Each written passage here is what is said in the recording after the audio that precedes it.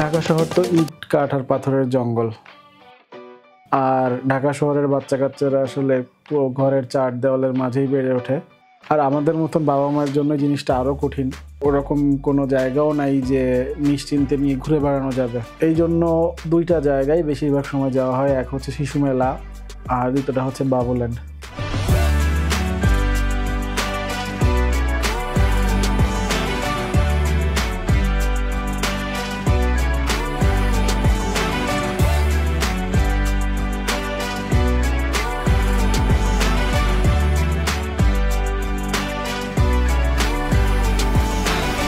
এবার গিয়ে দেখি যে ও সবগুলো রাইডে উঠতে যাচ্ছে।